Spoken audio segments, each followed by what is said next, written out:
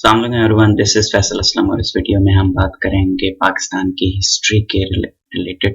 इससे पहला पार्ट जो था उसमें हमने कवर किया था 1947 से लेके 1965 तक। अब इस सेकंड पार्ट में हम कवर करेंगे 1965 से लेके 1990 तक। इससे पहले हमने जो वीडियोस बनाई हैं उसमें मुख्तलिफ वीडियोस में पाकिस्तान हिंदुस्तान की तारीख, उसके बाद पाकिस्तान की इंडिपेंडेंस तारीख, अंग्रेज़ों का दौर, मुगल दौर, सल्तनतें, गुलामा, वो सारी चीज़ें हमने पहली वीडियोस में डिस्कस कर दी। उनका जो प्लेलिस्ट है वो यहाँ पर शो भी हो रही होगी और नीचे मैं डिस्क्रिप्शन में लिंक भी दे दूँगा, आप उनको भी चेक कर सकते हैं। ये क्वेश्चंस इन वीडियोस में मैंने कोशिश यही की है कि सिर्फ वही क्वेश्चंस ऐड करूँ, सिर्फ वही वाक़यात ऐड करूँ जो कि पेपर्स के हवाले से इंपॉर्टेंट है, उनकी जो टर्मिनोलॉजीज हैं वो पेपर के हवाले से इंपॉर्टेंट है, और ऐसी चीज़ें ऐड ना करूँ जो पेपर के हवाले से इंपॉर्टेंट नहीं है। लेकिन इसके बावजूद कुछ चीज़ें ऐसी मैंने ऐड की हैं जो कि वाक़यात का तसलसल कायम रखने के लिए ज़रूरी हैं, ताकि आपको पता हो पहले ये वाक़या हुआ है और उसके बाद आके ये वाक़या हुआ है। ये ना हो कि एक वाक़े का एक MCQ बताने के बाद अगला वाक़या स्टार्ट कर दूँ और आपको पता ही ना हो कि इसके बीच में कौन सा वाक़या पेश है। So let's just begin. Yahya Khan का दौर आ गया, इससे पहले कि हमने अयूब खान का डिस्कस कर लिया था फर्स्ट वीडियो में, आप वो देख सकते हैं। तो ये अयूब खान ने जाते हुए याह्या खान को चीफ मार्शल एडमिनिस्ट्रेटर बना दिया, CMLA। याह्या खान ने जब चीफ मार्शल एडमिनिस्ट्रेटर का ओहदा संभाला तो उसके साथ ही इन्होंने 25 मार्च 1969 को प्रेसिडेंट ऑफ पाकिस्तान का ओहदा भी संभाल लिया। इन्होंने लीगल फ्रेमवर्क ऑर्डर का निफाज किया मार्च 1970 में। इस लीगल फ्रेमवर्क ऑर्डर को वक्ती तौर पर कॉन्स्टिट्यूशन, ये एक कॉन्स्टिट्यूशन था चलाने के लिए मुल्क को, मतलब एक अबूरी आइन था वक्ती तौर पर इलेक्शंस तक मुल्क को चलाने के लिए। इस लीगल फ्रेमवर्क ऑर्डर के तहत जो 1 यूनिट स्कीम थी, जिसके तहत मगरबी पाकिस्तान एक मुकम्मल सूबा था और मशरकी पाकिस्तान एक मुकम्मल सूबा था, इस स्कीम को ख़त्म कर दिया गया 1 जुलाई 1970 में। यही 1 जुलाई 1970 थी जब बलोचिस्तान को पहली दफ़ा सूबे का दर्जा मिला। याह्या खान ने अनाउंस किया general elections. 6 points of Sheikh Mujibur Rahman papers के हवाले से इंपॉर्टेंट नहीं है, लेकिन उसके अलावा अगर आप इनको देखना चाहें तो देख सकते हैं। इन 6 पॉइंट्स में फेडरल पार्लियामेंट्री सिस्टम का मुतालबा किया गया और इसके अलावा कहा गया कि जो फेडरल गवर्नमेंट होगी वो सिर्फ फॉरेन अफेयर, डिफेंस मिनिस्ट्री और करेंसी को हैंडल करेगी, बाकी सारी चीज़ें सूबों को दे दी जाएं। इसके अलावा करेंसीज का उसने मुतालबा किया कि 2 मुख्तलिफ करेंसीज को मुतारफ करवाया जाए, एक मशरकी पाकिस्तान के लिए और एक मगरबी पाकिस्तान के लिए। और अगर आपने ऐसा नहीं करना तो हमारे फेडरल रिजर्व्स जो हैं वो अलग अलग कायम किए जाएं, हमारे पैसे अलग किए जाएं। इसके साथ उसने कहा कि टैक्स लगाने का और टैक्स जो हैं उनको इकट्ठा करने के इख्तियार भी सूबों को दिया जाए। इसके साथ साथ फॉरेन एक्सचेंज अर्निंग्स जो थी उनके भी सेपरेट अकाउंट हमारे बनाए जाएं बंगाल के। ईस्ट पाकिस्तान को इसके साथ साथ ये इजाज़त दी जाए कि वो अपनी एक पैरामिलिट्री या मिलिशिया जो है एक अलग फौज कायम करे, सूबाई फौज। 1970 पाकिस्तानी जनरल इलेक्शंस। 7 दिसंबर 1970 को इलेक्शंस हुए।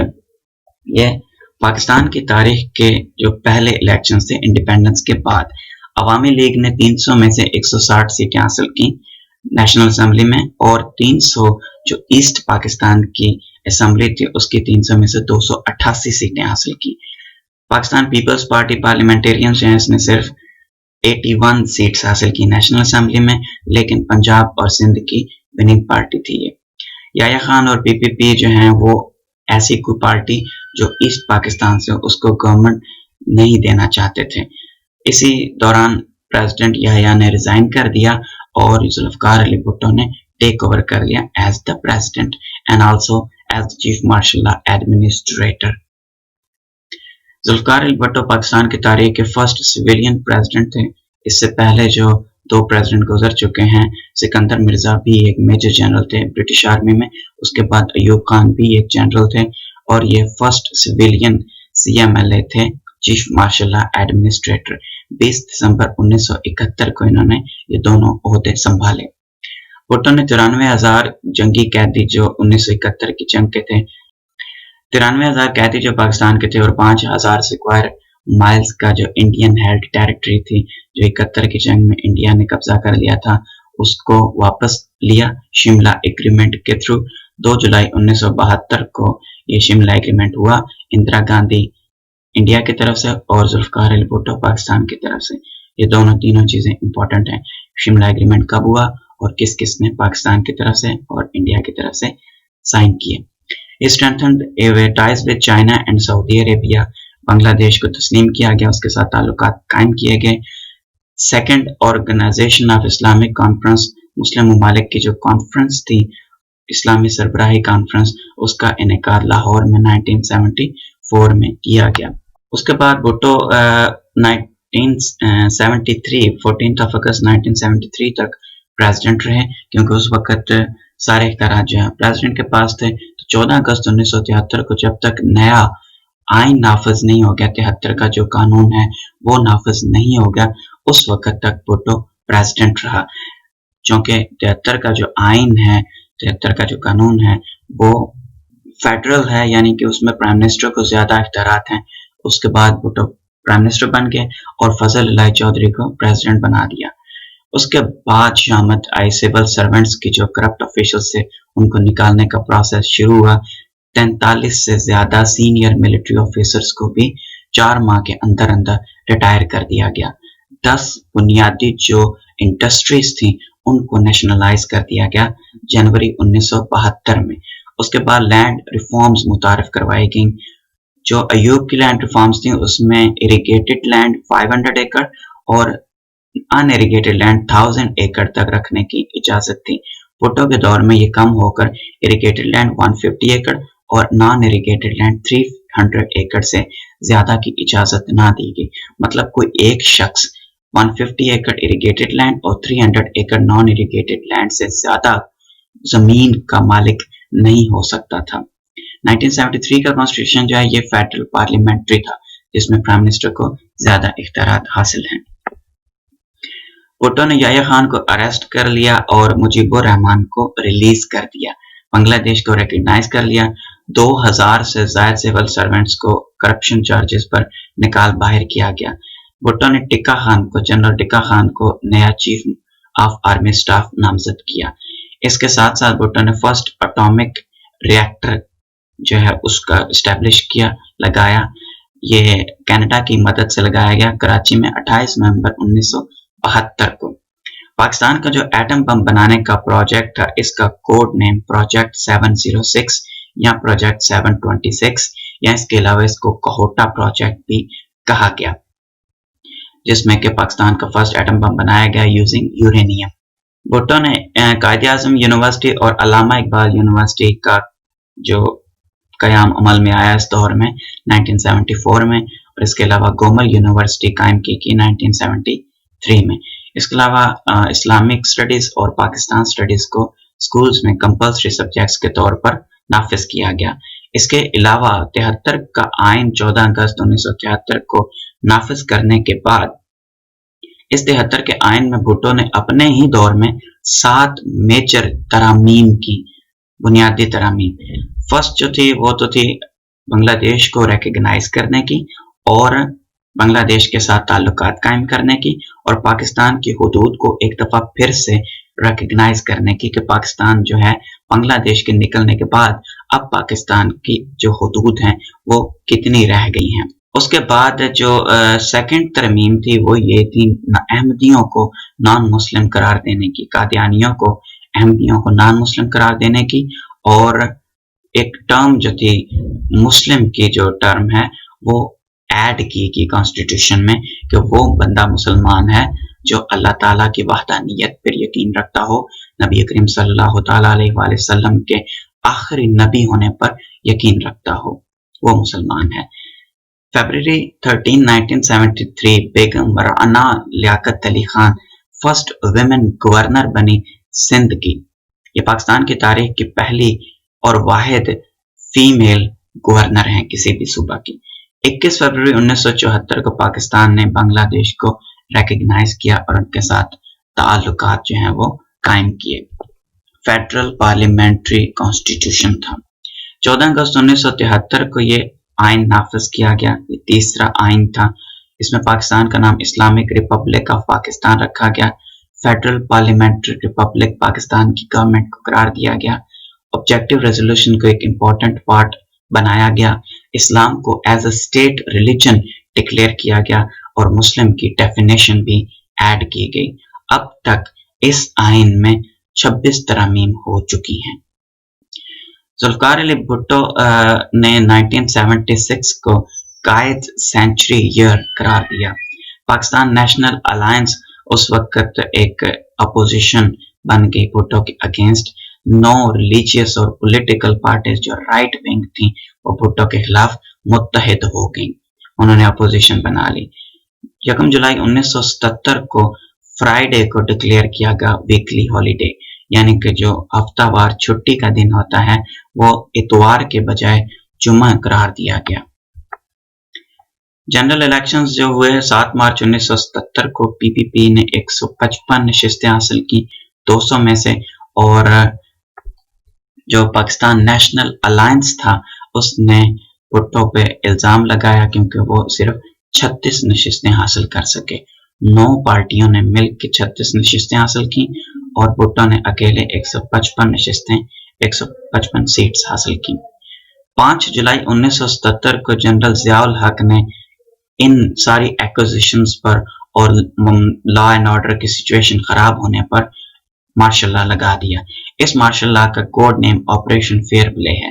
یہ کویسچن بھی کئی دفعہ پوچھا جا چکا ہے کہ ضیاء الحق نے جو 1977 میں مارشل لا لگایا اس کا کوڈ نیم کیا تھا؟ Fair play, operation fair play. Bhutto کو اریسٹ کر لیا گیا، پھر ریلیز کیا گیا، پھر اریسٹ کیا گیا، پھر ریلیز کیا گیا اور پھر اریسٹ کیا گیا انڈر مارشل لاز۔ پہلی دفعہ ویسے ہی اریسٹ کیا گیا اور پھر آخری دفعہ جب پراپر طریقے سے فوجی قوانین کے تحت گرفتار کیا گیا۔ ان کو ہائی کورٹ نے ڈیتھ سینٹینس دی جس کا یہ سپریم کورٹ میں لے کے گئے اور سپریم کورٹ نے بھی ان کی ڈیتھ سینٹینس کو قائم رکھا، کیونکہ ان پر الزام یہ تھا کہ انہوں نے نواب محمد احمد خان قصوری کو 4 اپریل 1979 کو ان کو قتل کرنے کے آرڈرز دیے یا اس کی اجازت دی تھی۔ جنرل محمد ضیاء الحق آگے یہ country's longest serving head of state ہیں۔ اگر چیف مارشل ایڈمنسٹریٹر کا 1 سال اور بطور صدر ان کے 10 سال شامل کیے جائیں تو یہ ملک کے سب سے زیادہ عرصہ رہنے والے سربراہ مملکت تھے۔ ایوب خان تقریباً 10 سال 5 ماہ پریزیڈنٹ رہے تھے، لیکن انہوں نے چیف مارشل ایڈمنسٹریٹر کا عہدہ نہیں سنبھالا تھا۔ مطلب وہ جیسے ہی انہوں نے سکندر مرزا کو یہاں سے نکالا وہ فوری طور پر آرمی چیف کے عہدے سے ریٹائر ہوئے، ریزائن کیا اور پریزیڈنٹ کا عہدہ سنبھال لیا۔ لیکن جنرل محمد ضیاء الحق جو ہیں یہ چیف مارشل ایڈمنسٹریٹر 1 سال رہے، 1 سال 2 ماہ، اور اس کے بعد پریزیڈنٹ رہے تقریباً 9 سال 11 ماہ، تو یہ تقریباً 11 سال کے قریب بنتا ہے۔ اس کے بعد ضیاء جو تھے انہوں نے پریزیڈنٹ کا جو آفس ہے وہ 16 ستمبر 1978 کو سنبھالا۔ 1977 کو انہوں نے مارشل لا لگایا۔ اس وقت تک جو پریزیڈنٹ تھے وہ فضل الہی چودھری تھے جن کو بھٹو نے لگایا تھا۔ اس کے بعد بھی ضیاء جو ہیں وہ پریزیڈنٹ کا عہدہ نہیں سنبھالنا چاہتے تھے، لیکن فضل الہی چودھری نے ریزائن کر دیا تو اس کے بعد پھر جنرل محمد ضیاء الحق نے پریزیڈنٹ کا عہدہ سنبھال لیا 16 ستمبر 1978۔ 350 ممبرز پر مشتمل ایک مجلس شورا قائم کی جس کو فیڈرل کونسل کہا گیا۔ ان کا کام صرف ضیاء کے سارے فیصلوں پر یس سر یس سر کہنا تھا اور ان کا کوئی کام نہیں تھا۔ اس کونسل میں انٹلیکچوئلز، اسکالرز، علماء، جرنلسٹس، اکنامسٹس اینڈ پروفیشنلز کو ایڈ کیا گیا۔ جو ضیاء الحق نے زیادہ تر عہدوں پر ملٹری کے لوگوں کو اپوائنٹ کیا۔ جو سول لوگ ضیاء کے ساتھ آگے پیچھے شامل تھے وہ آغا شاہی، شریف الدین پیرزادہ، نواز شریف، محبوب الحق، آفتاب قاضی، رویداد خان اور غلام اسحاق خان تھے۔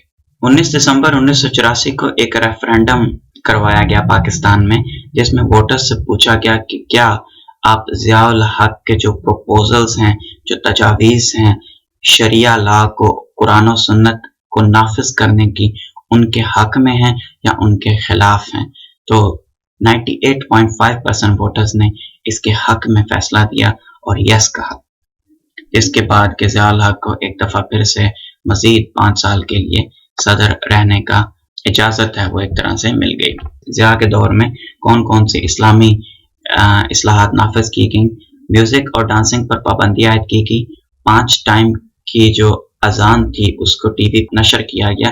टीवी प्रोग्राम्स इफ्तार के वक़्त बिल्कुल बंद कर दिए गए। किसी किस्म के कोई प्रोग्राम्स की इजाज़त नहीं थी इफ्तार के वक़्त।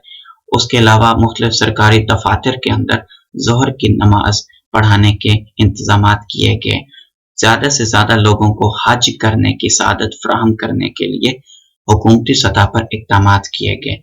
अरबी को 6ठी से 8वीं क्लास के लिए बतौर एक कंपल्सरी सब्जेक्ट सिलेबस में शामिल किया गया। इस्लामिक इंटरनेशनल यूनिवर्सिटी का क़याम अमल में लाया गया। इस्लामाबाद में चोरी के लिए हाथ काटना, ज़ना के लिए कोड़े 80 कोड़े या संसार करने की सज़ा, शराब पीने के लिए और किसी पर ज़ना का झूठा इल्ज़ाम लगाने के लिए भी कोड़ों की सज़ा का ऐलान किया गया। इनको हुदूद आर्डिनेंस कहा गया। ज़कात एंड उशर सिस्टम का निफाज किया गया। 1985 पाकिस्तानी जनरल इलेक्शन 28 फरवरी 1985 को हुए। ये पाकिस्तान की तारीख के वाहिद इलेक्शंस थे जो नॉन पार्टी बेसिस थे। इंडिपेंडेंट कैंडिडेट्स ने इलेक्शन लड़े। पार्टी सिस्टम पर मुकम्मल तौर पर पाबंदी थी। ईच कैंडिडेट, हर जो उम्मीदवार था उसको नॉमिनेशन पेपर जमा करवाने के लिए ज़रूरी था कि वो अपनी कॉन्स्टिट्यूएंसी में जाए और वहाँ के 50 रजिस्टर्ड वोटर से साइन करवाए। वो लोग अगर इस पर एतमाद का इजहार करें तो उसके बाद ये इलेक्शन लड़ने का अहल हो सकता है। इस इलेक्शन के बाद मोहम्मद खान जुनैद जो प्राइम मिनिस्टर मुंतखब हुए। न्यू लेजिस्लेचर जो है थी नई आई जो इन इलेक्शंस के बाद इलेक्ट हुई, उसने 8th अमेंडमेंट पास की, 8वीं तरमीम। इस तरमीम के साथ ही प्रेसिडेंट को यूनिलेटरली नेशनल असेंबली और इलेक्टेड जो भी गवर्नमेंट होती थी उसको डिसॉल्व करने के मुकम्मल इख्तियारात हासिल हो गए। ओजडी कैंप का वाकया। ओजडी कैंप एक मिलिट्री स्टोरेज सेंटर था रावलपिंडी में, जहां पर अमेरिका की तरफ से जो भी असलहा आता था उसको आगे अफगान मुजाहिदीन को ट्रांसपोर्ट करने के लिए यहाँ पर स्टोर किया जाता था। 10 अप्रैल 1988 को यहाँ पे धमाका हुआ और यहाँ पे जो कुछ भी पड़ा हुआ था वो फट गया। मुख्तलिफ रॉकेट्स जो थे वो इधर उधर पूरे रावलपिंडी में घूम रहे थे और टकरा रहे थे। 93 लोग इसमें हलाक हुए और 1100 लोग जख्मी हुए। अमेरिका ने इसका इल्जाम रशिया पर लगा दिया क्योंकि ये जो असला था रशिया के खिलाफ इस्तेमाल होना था, और पाकिस्तान ने इसका इल्जाम CIA और रशिया दोनों पर लगा दिया। जिनेवा अकॉर्ड्स 1988 14 अप्रैल 1988 को स्विट्जरलैंड के शहर जिनेवा में यूनाइटेड नेशंस के हेडक्वार्टर में पाकिस्तान और अफगानिस्तान ने एक दूसरे के साथ ये जिनेवा अकॉर्ड्स साइन किए, जिसके तहत के जंग तो अमेरिका और रशिया की थी, लेकिन साइन हमने किए कि हम एक दूसरे के मामलात में मुदाखलत नहीं करेंगे। पाकिस्तान और अफगानिस्तान ने इस पर साइन किए नॉन इंटरफेरेंस और नॉन इंटरवेंशन के। साथ साथ में सोवियत यूनियन के विड्रॉल का भी साइन किए गए। साइन हमने किए और यूनाइटेड स्टेट्स और सोवियत यूनियन जो थे वो गारंटर्स थे, जमानती थे। 24 दिसंबर 1979 को सोवियत यूनियन अफगानिस्तान में दाखिल हुआ। वहाँ की जो डेमोक्रेटिक गवर्नमेंट थी उनकी हेल्प के लिए अगेंस्ट अफगान मुजाहिदीन, तालिबान के खिलाफ अफगानिस्तान के जो डेमोक्रेटिक गवर्नमेंट थी उनकी हेल्प करने के लिए रशिया 24 दिसंबर 1979 को अफगानिस्तान में एंटर हुआ और 15 फरवरी 1989 को 9 साल बाद यहाँ से निकला। बुनियादी तौर पर इस जिनेवा अकॉर्ड्स में एक शिक थी जिसके तहत के अमेरिका पाकिस्तान के थ्रू मुजाहिदीन जो तालिबान है उनको असले की सप्लाई खत्म कर देगा, बंद कर देगा, जिस पर बाद में अमेरिका मुकर गया। Dismissal of government Junejo was unhappy on Geneva accords. इसके अलावा वो इस्लामाइजेशन पॉलिसी पर भी ज़्यादा से नाखुश था और इसके साथ साथ वो ओजडी कैंप की इंक्वायरी भी करवाना चाहता था कि इसके जिम्मेदार कौन हैं। इसके अलावा अमेरिका भी ओजडी कैंप की जो वाक़या था उसकी तहकीकात करवाना चाहता था।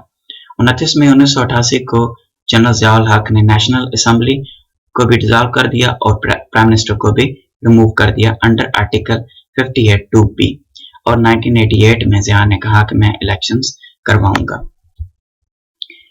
Zia died in a plane crash on 17 August 1988। Bahawalpur से इस्लामाबाद वापस आते हुए इनका जो प्लेन था C-130B हरकुलिस वो क्रैश हो गया।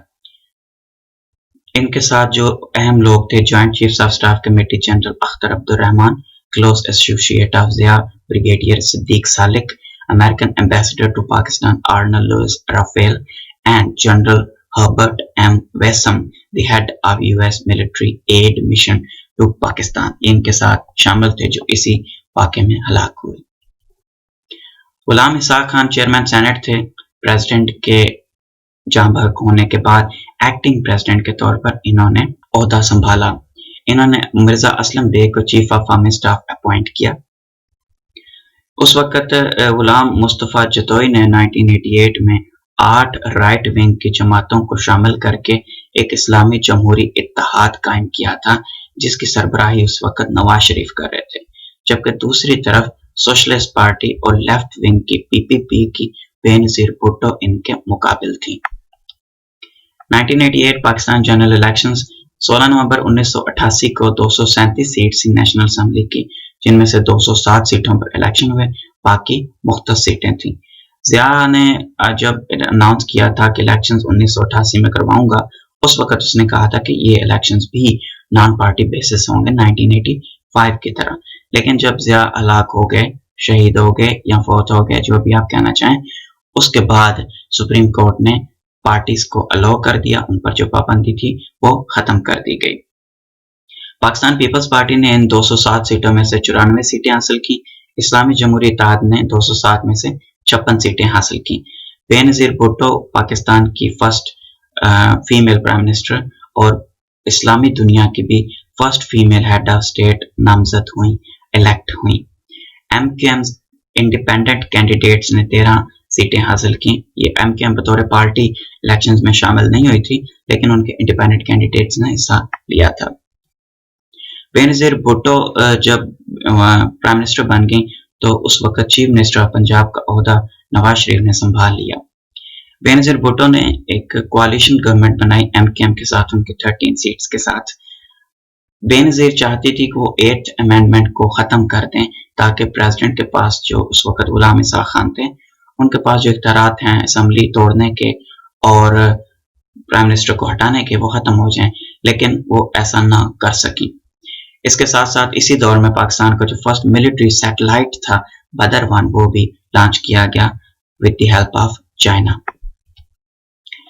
स्कैंडल्स, 2 स्कैंडल्स इस दौरान पेश आए। ऑपरेशन मिडनाइट जैकल, जो कि एक नॉन कॉन्फिडेंस वोट थी, जो कि लॉन्च की गई प्रेसिडेंट गुलाम इसाक खान और army chief general Mirza Aslam Beg की तरफ से बेनज़ीर भुट्टो को हटाने के लिए। ये जो तहरीक थी ये फेल हुई और इंटेलिजेंस ब्यूरो ने इसको रिपोर्ट किया, जिसके नतीजे में गुलाम इसाक खान ने इसको डिनाई किया अपनी किसी भी तरह की इन्वॉल्वमेंट। साथ साथ में मिर्जा असलम बेग, उन्होंने भी इसमें किसी भी किस्म की इन्वॉल्वमेंट से इनकार कर दिया। लेकिन एक 1 स्टार आर्मी ऑफिसर जो है उनको इसी पादाश में नौकरी से निकाल दिया गया। प्रेसिडेंट ने इसके साथ ही बेनज़ीर भुट्टो की गवर्नमेंट को 6 अगस्त 1990 को डिसॉल्व कर दिया, खत्म कर दिया। एक दूसरा स्कैंडल जो इस दौर में हुआ वो मेहरान गेट था, जिसको मेहरान बैंक स्कैंडल भी कहा जाता है, जिसमें मुख्तलिफ आर्मी ऑफिसर्स पे इल्ज़ाम लगाया गया कि उन्होंने जो कंजर्वेटिव पार्टीज थी जो नवाज शरीफ के तहत उस वक्त थी, 1990 के इलेक्शंस में उनको फंडिंग की थी गवर्नमेंट के पैसों से, और ये पैसे मेहरान बैंक के थ्रू, ISI के थ्रू मेहरान बैंक को गए। मेहरान बैंक से आगे नवाज शरीफ को ट्रांसफर किए गए। उस वक्त मेहरान बैंक के जो CEO थे यूनुस हबीब, वो इस काम में इन्वॉल्व थे, जिनको बाद में 7 अप्रैल 1994 को गिरफ्तार कर लिया गया। That was all for this video. Thank you so much for watching. Next video में हम इंशाल्लाह 1990 से आगे कवर करने की कोशिश करेंगे।